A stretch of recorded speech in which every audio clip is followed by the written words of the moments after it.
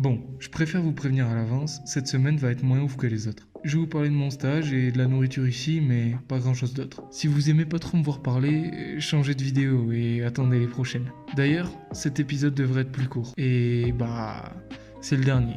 Oui, le dernier qui résume ma semaine, ma vie et ma routine dans ce nouveau pays. Mais je m'arrête pas là, va y en avoir d'autres, bien plus incroyables. Je vous en parlerai après. Du coup, on commence avec la fin de la semaine. On est à Kumbaya, un quartier à l'extérieur de Quito, plutôt cool.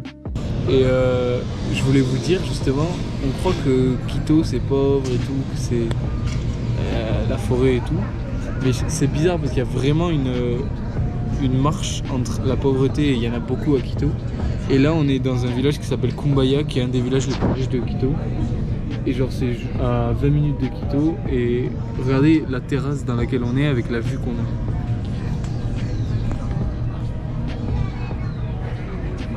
Donc là on est sur une terrasse d'un village. On va se faire un bon chocolat. On va se faire le meilleur chocolat de l'Équateur apparemment, qui s'appelle le Pacari. Et vous aussi. C'est régalable. Ah ouais là, regarde. Et moi j'ai pris un milkshake, un fruit que je connais pas.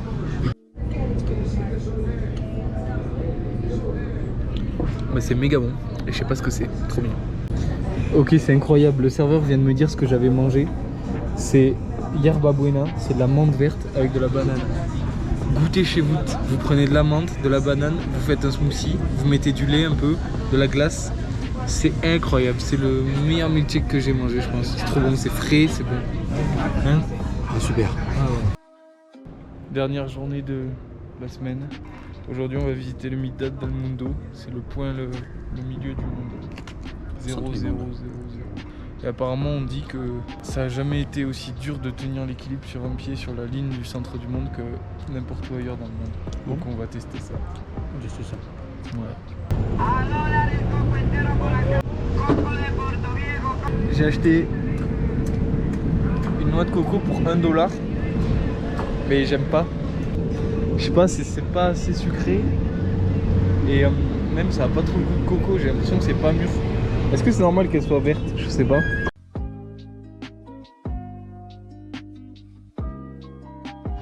Ça c'est comment vivaient les ancêtres. Mur en bambou, toit en feuilles. Voilà ce que mangent les équatoriens, du maïs. C'est très stylé les trucs en bambou. Toujours du bambou. Si jamais je suis perdu là, sur une île, je pense que je me fais une cabane en bambou. Et là on ne doit pas voir, mais ça c'est l'espace pour les cochons d'Inde. Ce qu'on va manger tout à l'heure. Là on est sur l'hémisphère nord. Et là on est sur l'hémisphère sud. Et je tiens très bien l'équilibre. Ouais, ok, stylé. Putain mais papa t'es fou. T'es sur les deux hémisphères. Voilà. Et en plus apparemment c'est des tricheurs parce qu'il y a le point du Mittal qui est là-bas. En fait c'est pas vraiment le centre du monde. Le centre du monde il est à 200 mètres sur une montagne. Sauf que c'était trop chiant pour construire le parc et tout, donc ils ont construit là. Je crois que c'est les cochons d'Inde qui nagent.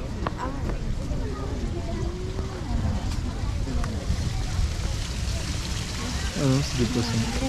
Okay.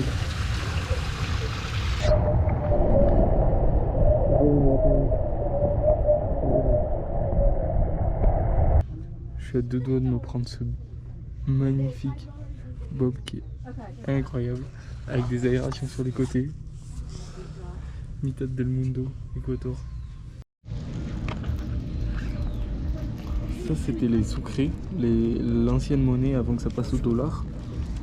Et dites-vous que le dernier billet, le 50 000, ça valait $2. Donc c'était vraiment pas cher. Et là c'est devenu hyper cher. Je suis dégoûté. Très stylé. Bon, maintenant, je vous laisse avec des images du centre du monde, avec le seul son latino que j'ai entendu de tout mon voyage.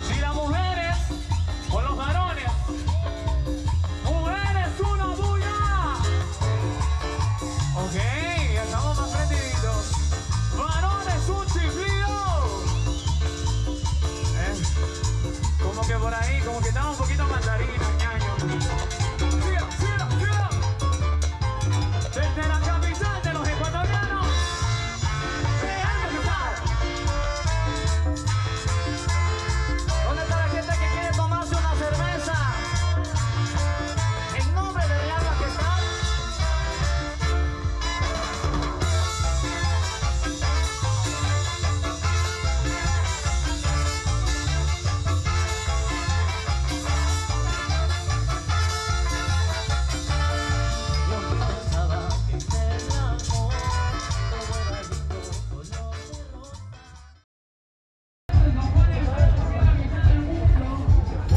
a des pigeons. C'est incroyable. Ça, c'est toutes les spécialités équatoriennes. Hein? Pas dedans. Oh, la fatigue. Ça ressemble. Voilà, c'est du cochon d'Inde. On voit la patte. Et je pense que ça, c'est la tête. Et il a été coupé en deux. J'ai absolument pas envie de manger ça. C'est la banane. On voit les poils. Oh là là, ça c'est de la banane. Ça je sais pas. Ça je sais pas. Ça c'est de l'avocat, de la sauce. Et toi t'as pris quoi? Je sais pas. Bon.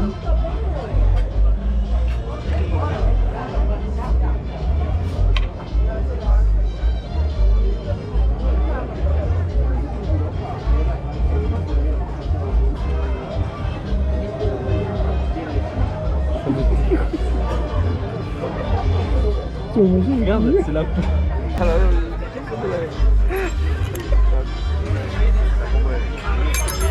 c'est bon ça.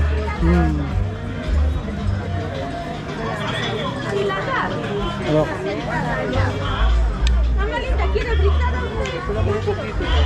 bon. Ouais. Ouais, alors, ma caméra s'est éteinte, du coup, vous avez pas trop mon ressenti. Mais en fait, le cuit, c'est pas bon. C'est un goût de poulet avec une peau élastique. Et surtout, le fait que tu sais que tu manges du cochon d'Inde. C'est le dernier jour de la semaine et il fait sa valise. Ça y est, c'est l'heure. Du coup, il a le vol à 18h, mais il part 3 heures à l'avance parce que on sait jamais.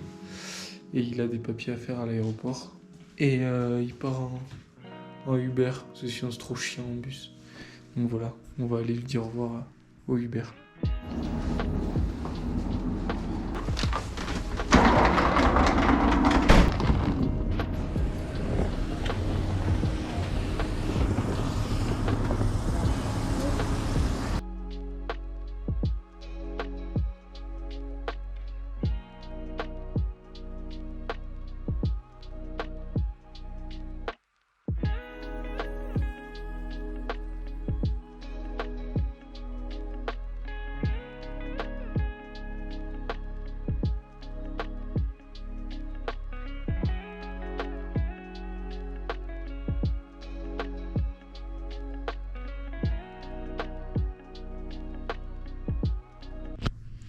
Bienvenue dans ce nouveau vlog de la semaine 3 et du coup là ce sera un vlog plus tranquille je pense parce que je commence le stage demain.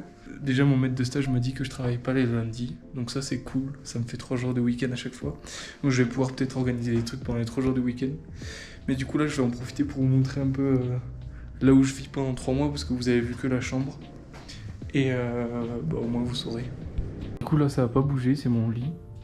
Là c'est ma douche, donc c'est cool parce que j'ai une salle de bain privatisée mais l'eau marche pas tout le temps donc c'est un peu chiant. Et ça c'est le salon, donc salon plutôt cool, beau tableau.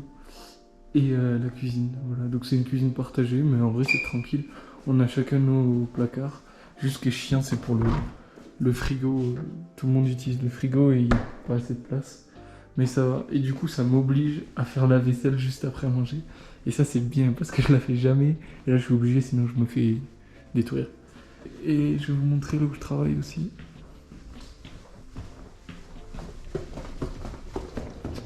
Là on a les machines à laver et tout, c'est cool. Qui marchent bien en plus. Petit salon, là des fois je travaillais avec mon père quand il était là. Comme ça on était tous les deux. Et sinon je pense que je vais travailler ici. Mais comme je vais pas beaucoup travailler sur mon ordi parce que c'est 3 mois de stage, voilà, je pense que je serai là. Petit bureau, avec petite baie vitrée sur le dehors. Et je peux aller dehors aussi, c'est cool.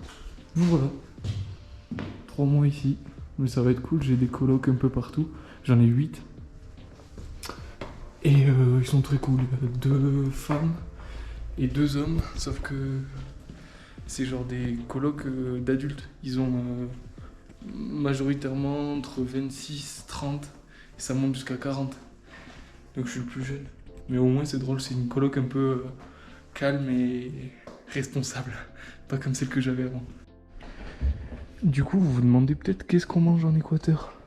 Donc on retrouve quand même des trucs normaux. Les pâtes sont pas bonnes ici. Donc je suis obligé de prendre des barillas qui sont super chers. Mais au moins, on connaît les barillas. Il y a beaucoup de soupes chinoises. Des gâteaux, c'est beaucoup de gâteaux qui proviennent d'Amérique en fait, des États-Unis. Ça c'est une pâte qui vaut 8 balles. Pacari, c'est le meilleur chocolat d'Équateur. Un des meilleurs en tout cas je pense. Et voilà, et là, elle est pas si bonne en plus la crème. J'aurais une bonne crème Milka, je sais pas si elle est pas meilleure. Après on change pas les habitudes, hein, du barilla, bolognaise, une petite boîte de champignons. En vrai je mange que français ici, c'est parce que je connais pas trop les plats équatoriens. Là par exemple, ça c'est méga bon, ça s'appelle de la granada. Genre c'est des petits grains et c'est trop bon. Enfin c'est trop bon, c'est bon. Ensuite, bon, poivron, des tomates, tout ça. Et je me suis fait avoir comme un con, j'ai acheté des trucs. Là-bas, le surgelé, c'est super cher. Le poulet, il est super cher. Ça, c'est des cordons bleus. Attends. Ouais, des espèces de cordons bleus. Ça a coûté 5 balles, je crois, pour 4 cordons bleus. Par contre, les paquets sont trop chers. Ça, c'est des nuggets de poulet. Et ça, j'ai cru que j'achetais des roasties. Je me suis dit, régal. En fait, c'est des... Comment on appelle ça? Des galettes de banane. Et là-bas, ils foutent de la banane partout. Bon, alors c'est pas mauvais, mais je trouve ça très sec et pas super bon. Du coup, je sais pas si je vais réussir à finir le paquet que j'ai là.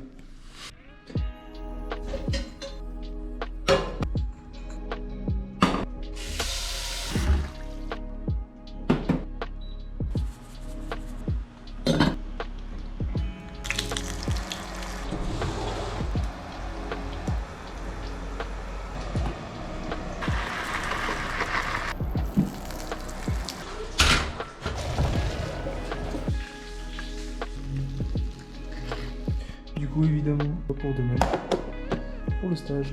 Bon, je vais vous parler de mon stage, mais avant, un autre truc sur la nourriture ici. En fait, il y a deux types de façons de faire les courses. Ça, c'est la première, les petits commerçants. Il y a un truc que j'ai oublié de vous dire. Ici, on peut acheter des fruits et des légumes vraiment trop bien, pas cher. Je vais vous montrer.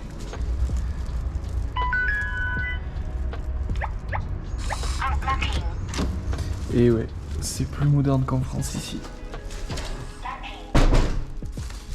Du coup, je sais pas trop comment on appelle ça, mais j'ai un pote qui m'a dit que ça s'appelait des mamas, donc je l'appelle les mamas. Mais en gros, c'est des petits stands de fruits comme vous voyez là en vidéo. Et dessus, bah, tu peux acheter. Il y a plein de trucs. Du coup, j'ai tout ça de fruits et légumes pour 6 €. Ça, c'est trop bon. C'est des. Je sais plus comment ça s'appelle. Des. Merde, je me rappelle plus le nom. Ça, j'ai jamais goûté, je sais même pas ce que c'est. De l'oignon, de l'ail, des oranges, des poivrons. Bon, un peu tout. On peut retrouver la même chose au marché en France, mais là, je trouve ça stylé qu'on puisse acheter ça pas cher, quoi. C'est trop bien. Parce que dans les supermarchés, c'est super cher. Ça nous fait une bonne petite réserve de fruits et de légumes pour cuisiner pour la semaine pour 6 €. C'est cool. Et ça, c'est la deuxième. Le plus gros supermarché d'Équateur avec des prix qui dépassent ceux de la France. Ça, c'est un autre exemple de ce que vous pouvez avoir pour 60 €, j'en ai eu à un supermarché normal. Les saucisses, elles donnent pas envie. La viande, c'est hyper cher là-bas. C'est les nuggets et tout. Bon, après, c'est classique, hein, des pâtes, de la farine, des légumes. Mais il y en a pas beaucoup quoi, pour 60 €. Impressionnant. Ok, dernier point et promis, je vous parle du stage. Je me suis dit que ce serait bien de faire une minute où je parle de toutes les choses improbables que je connais à Quito. Parce que du coup, je commence à m'y habituer, mais je vais vous montrer ce qui m'a surpris en arrivant. Ici, on se balade qu'en taxi. Et il faut faire gaffe parce qu'il y a des faux taxis et des vrais taxis. Les vrais taxis, ils ont la plaque orange. Les Uber ici, c'est interdit. Parce que ça fait concurrence aux taxis. Alors, quand tu prends Uber, t'es obligé de te mettre devant et faire semblant que tu connais le mec. Ici, il y a des jobs pour n'importe quoi. Là, il y a un mec, son taf, c'est juste de ranger les caddies. Faites gaffe quand vous venez parce que les piétons, ils ont pas la priorité du tout. Ici, doubler par la droite et pas mettre le clignot, c'est normal. Dans toute la ville, il y a des vigiles dans quasiment toutes les maisons et tous les appartements. Et on voit plein de fils électriques au-dessus des bordures des maisons. Ils mettent de la banane dans tous les plats. Les fils électriques, bon, c'est comme dans toute l'Amérique du Sud, c'est quelque chose. Les feux rouges, ils sont pas à côté de toi quand tu conduis, mais ils sont de l'autre côté de l'avenue. Il y a des vendeurs ambulants pour la nourriture partout. Et là-bas, il y a beaucoup de nourriture importée des États-Unis, dont les grosses bouteilles de coca de 3 litres qu'on n'a pas en France. Bon, du coup, pour faire un récap, je suis venu en Équateur pour 2 choses. Mon école d'ingé, qui m'a dit tu vas aller étudier 1 an là-bas, mais aussi juste avant un stage de 3 mois à l'international que j'ai trouvé dans ce même pays. Du coup, je vais vous en parler. Salut. Il y a des voitures. On est le 2e jour après mon premier jour de stage. Et en gros, il y a des trucs bien, grave cool. Genre le stage est grave cool.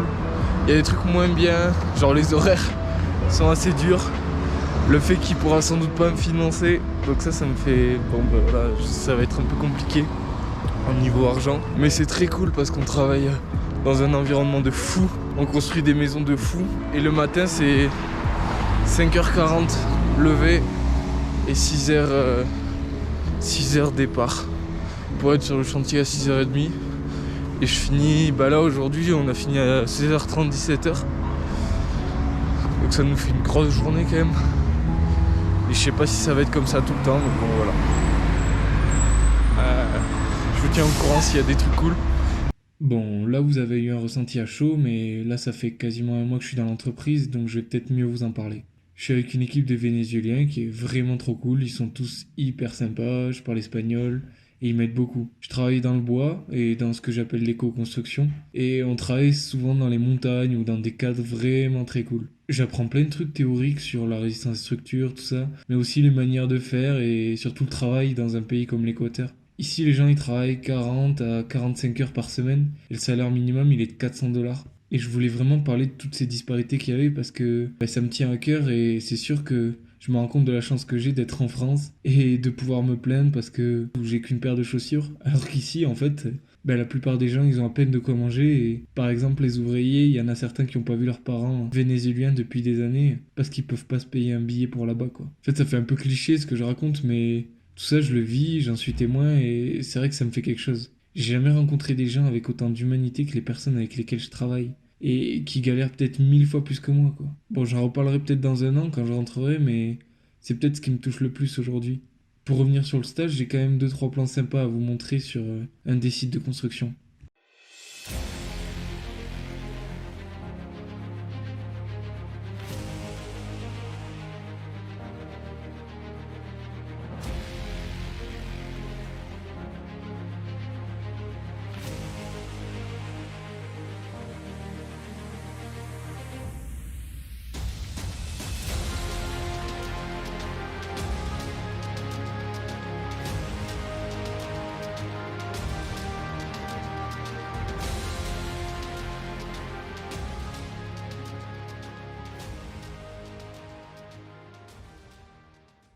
Bon, je vous avais promis que c'était un épisode un peu plus discussion que les autres. Et le problème, c'est que j'ai plus rien à vous montrer et que je vais pas filmer à chaque fois que je suis en stage. C'est débile, ça sert à rien. Je vous ferai des plans de drone des maisons quand elles seront finies, vous allez voir. Et du coup, ce que je voulais dire par rapport au vlog, je pense que ce sera le dernier vlog, le 3e et le dernier vlog hebdomadaire.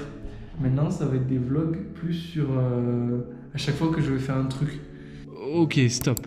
Je vais vous faire une liste de tout ce que je vais faire, comme ça c'est mieux. Et attendez-vous à voir arriver plusieurs vidéos cette année. Le Pérou, le pays des lamas, l'Amazonie équatorienne, les Galapagos évidemment, la montée du Chimborazo, le plus haut volcan du monde à 6200 mètres, un petit détour sur le Costa Rica, en décembre avec ma famille, et j'espère faire la Colombie avec mes potes. Et il y a aussi l'Équateur, avec encore plein de trucs à visiter comme les lagunes ou les villages incroyables. Et ce sera que des petits épisodes à chaque fois. De toute façon, vous verrez, hein. Mais c'est la fin des vlogs hebdomadaires parce que ça sert à rien, j'ai rien à vous montrer. Par contre, dès que j'aurai un truc, j'allumerai la caméra et je vous montrerai. Et je le mettrai, je sais pas comment, mais je ferai peut-être un vlog général avec tout ce qui s'est passé ces derniers mois, mais voilà. Donc voilà, du coup, s'il se passe un truc d'ici demain, parce que c'est la fin, je vous tiens au courant. Sinon, on s'arrête là. Gros bisous et à la prochaine aventure.